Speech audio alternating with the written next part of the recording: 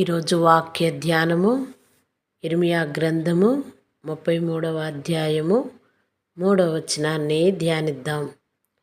నాకు మొరపెట్టుము, నేను నీకు ఉత్తరమిచ్చెదను. నీవు గ్రహింపలేని గొప్ప సంగతులను, గూఢమైన సంగతులను నీకు తెలియజేతును. ఆమేన్. గొప్ప సంగతులను, గూఢమైన సంగతులను తెలియజేస్తానని దేవుని వాక్యము సెలవిస్తుంది. నాకు మొరపెట్టుము, నేను నీకు ఉత్తరమిస్తాను అంటూ ఉన్నాడు. భక్తుల ప్రార్థన దేవుడు ఆలకిస్తాడు అని మనము వాక్యానుసారముగా నమ్మాలి. ప్రియ సహోదరుడా, సహోదరి, ఇర్మియా ప్రవక్త గారికి చెరసాలలో ఉన్నప్పుడు ప్రజలు కష్టాల్లో ఉన్నారు. ఆ సమయంలో దేవుడు ఒక గొప్ప వాగ్దానము ఇచ్చాడు. నన్ను పిలువు అయ్యా అంటూ ఉన్నాడు. నాకు నీవు మొరపెడితే నేను నీకు సమాధానాన్ని ఇస్తాను అంటూ ఉన్నాడు.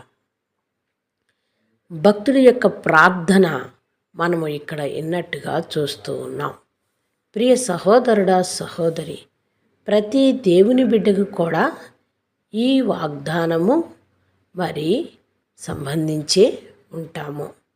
ఎందుకంటే నాకు నీవు మొరపెట్టినప్పుడు నేను నీకు ఉత్తరం ఇస్తాను అని ఎందుకు చెప్తూ ఉన్నాడు దేవుడు అంటే, మీరు మొరపెట్టవలసింది దేవునికే. కాబట్టి మనమందరము మొరపెట్టవలసింది దేవునికే. దేవుడు మన పక్షాన ఉండి ఆయన మనతో మాట్లాడతాడు. మనకి చిన్న సమస్యలున్నా, పెద్ద సమస్యలున్నా, సరైన ఆలోచన లేకుండా ఉన్నా దేవుని జ్ఞానము కొరకు దేవునికి మనము మొరపెట్టేవారిగా ఉండాలి.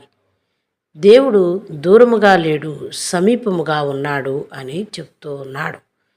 ప్రియ సహోదరుడా, సహోదరి, ప్రతిరోజు ప్రార్థన ద్వారా దేవునికి మనము మొరపెడుతూ ఉన్నాము కదా.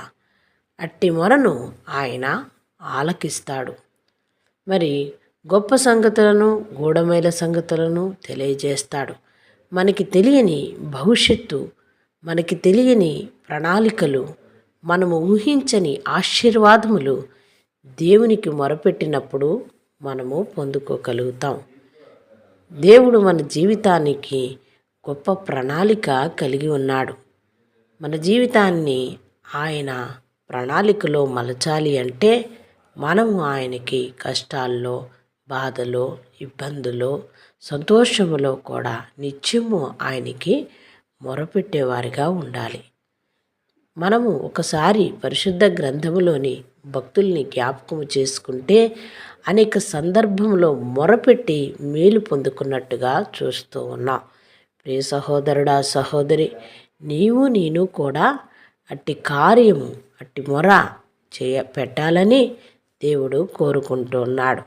ప్రభువా, నేను నిన్ను పిలిచినప్పుడు నాకు సమాధానం ఇయ్యయ్యా, నా జీవితంలో గొప్ప కార్యములు చేయయ్యా అంటూ ప్రార్థన చేద్దామా?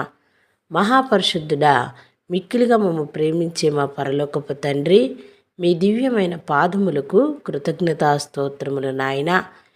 నీకు మొరపెట్టగా ఉత్తరమిచ్చే దేవుడివని నీ వాక్యము సెలవిచ్చిన ప్రకారం అయా, నీకు మొరపెడుచూ ఉండగా నా తండ్రి మా మొర ఆలకించి మాకు తెలియని గొప్ప సంగతులను, గూఢమైన సంగతులను మాకు తెలియచేయమని నా ప్రభువా, నీ ప్రణాళికలో మమ్మల్ని పెంచి పోషించి ఆశీర్వదించి అనేకమైన పరిశుద్ధ గ్రంథములో లేఖనాలను ధ్యానించినప్పుడు నీ జ్ఞానమును సమకూర్చమని మా ప్రభువును, మీ ప్రియ కుమారుడు, మా రాజు రక్షకుడైన యేసుక్రీస్తు నామమున ప్రార్థిస్తున్నాం మా పరలోకపు తండ్రి.